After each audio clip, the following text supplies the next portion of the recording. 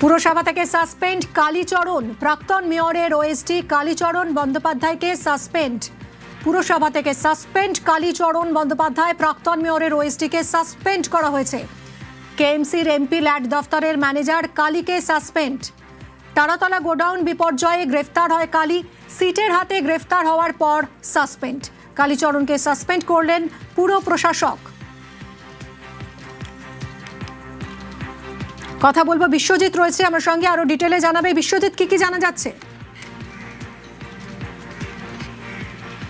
দেখো, তারাতলা কাণ্ড যে সেখানে এত মৃত্যু হয়েছে এবং এই যে তারাতলা কাণ্ডের যে প্রপোজাল প্ল্যান, সেই প্রপোজাল প্ল্যান পাশ করা থেকে শুরু করে এই নির্মাণ কাজ, সেখানে যে অবৈধভাবে এই নির্মাণ কাজ ইলিগ্যালভাবে করা হয়েছিল, তার সঙ্গে যুক্ত থাকার অভিযোগে এই কালীচরণ বন্দ্যোপাধ্যায়, কলকাতা পুরসভার প্রাক্তন মেয়র ফিরহাদ হাকিমের ওএসডি, তাকে গ্রেপ্তার করে সিট। এবং এই গ্রেপ্তারের পর গত মঙ্গলবার যেহেতু পুলিশ হেফাজতে তার 48 ঘন্টা পেরিয়ে গেছে, সেই কারণেই যে নিয়ম অনুযায়ী কালীচরণ বন্দ্যোপাধ্যায়কে সাসপেন্ড করেছে কলকাতা পুরসভা কর্তৃপক্ষ। আমরা জানি যে তারাতলা কাণ্ডে যে মৃত্যু ঘটেছে, সেই মৃত্যুর পর এবং এই ঘটনার পর যে এফআইআর করা হয়েছিল এবং তার ভিত্তিতে কলকাতা পুলিশের যে সিট গঠন করা হয়েছে, স্পেশাল ইনভেস্টিগেশন টিম, তারা যেমন এই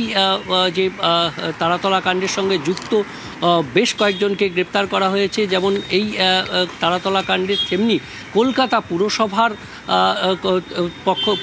পুরসভার যে দায়িত্ব থাকে, কলকাতা তৎকালীন মেয়র, প্রাক্তন মেয়র ফিরহাদ হাকিম, তার যিনি ওএসডি, এই বিল্ডিং প্ল্যানের ক্ষেত্রে তার ভূমিকা ছিল, এই অভিযোগ উঠে এসেছে এবং এই অভিযোগের ভিত্তিতে কালীচরণ বন্দ্যোপাধ্যায়কে গ্রেপ্তার করা হয়েছে। এবং আমরা জানি যে এই তথ্যসূত্র খুলতে যে আজগর, যার মাধ্যমে এই প্ল্যান পাশ করানো হয়েছিল বলে অভিযোগ উঠছে কালীচরণ বন্দ্যোপাধ্যায়ের বিরুদ্ধে, সেই অভিযোগের ভিত্তি খুঁজতে ইতিমধ্যেই কালীচরণ বন্দ্যোপাধ্যায়কে নিয়ে তার বাড়িতে সার্চ করেছে, সেখানে মোবাইল সহ বিভিন্ন নথি বাজেয়াপ্ত করেছে সিট। এবং তারপর এই তদন্ত চলছে।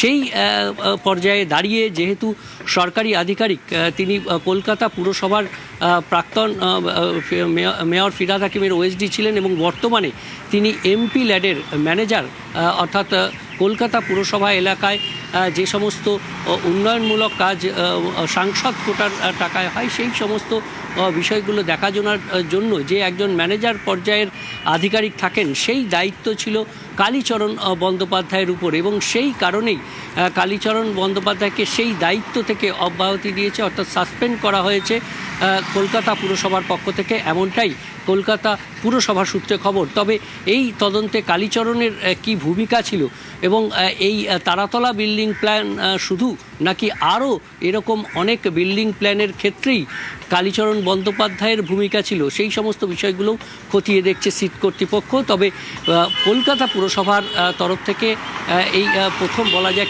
কলকাতা তারাতলা যে কাণ্ড ঘটেছে, সেই তারাতলা কাণ্ডে এই প্রথম কোনো কলকাতা পুরসভার আধিকারিক, তাকে সাসপেন্ড করা হলো কলকাতা পুরসভার তরফ থেকে। মিমি, সঙ্গে থাকো বিশ্বজিৎ।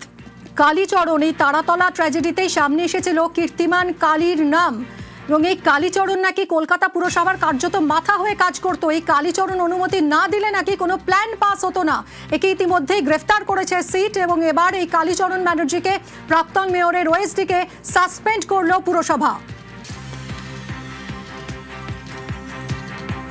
তারাতলা বিপর্যয় সামনে আসতেই গ্রেফতার হন প্রাক্তন মেয়রের ওএসডি কালীচরণ। শেষ পর্যন্ত পুরসভার তরফেও ব্যবস্থা নেওয়া হলো।